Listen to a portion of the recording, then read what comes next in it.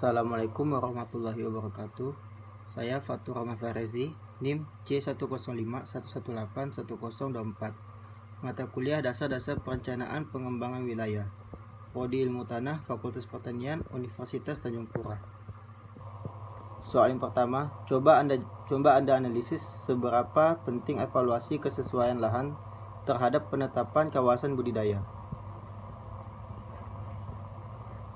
Di dalam peraturan yang tercantum pada Undang-Undang Republik Indonesia Nomor 26 Tahun 2007 mengenai penataan ruang dinyatakan bahwa pemanfaatan ruang pada perencanaan wilayah harus memperhatikan daya dukung dan daya tampung lingkungan.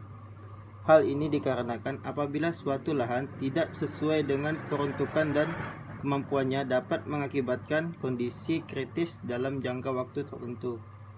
Penilaian kesesuaian lahan adalah proses untuk mengevaluasi potensi lahan sesuai dengan kemampuan untuk penggunaan lahan yang berkelanjutan. Evaluasi ini bertujuan untuk menilai keragaan atau kinerja lahan jika digunakan untuk tujuan tertentu, meliputi pelaksanaan dan interpretasi survei serta studi bentuk lahan, tanah, vegetasi, iklim, agar mampu mengidentifikasi dan membuat perbandingan berbagai penggunaan lahan. Hal ini dapat digunakan untuk memprediksi potensi lahan di wilayah tersebut. Analisis ini dilakukan dengan tujuan mempertahankan fungsi ekologis pada kawasan yang rentan terhadap kerusakan dan bencana alam. 2. Apakah tiap perencanaan peruntukan lahan harus dibuat evaluasi lahannya dulu?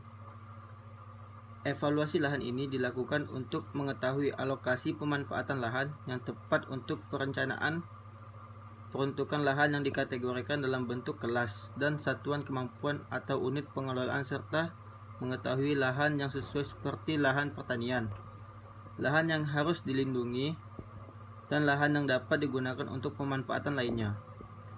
Pengelompokan di setiap kelas tersebut tentunya memiliki pengkategorian terhadap penggunaan lahan. Pengelompokan pada kelas 1 dan 2 merupakan lahan yang sangat cocok untuk penggunaan lahan pertanian. Pengelompokan kelas 3 sampai dengan 6 dapat dipertimbangkan untuk pemanfaatan lainnya. Selain itu, dalam pengelompokan kelas 3 dan 4 juga penggunaan lahan yang dapat juga digunakan sebagai lahan pertanian.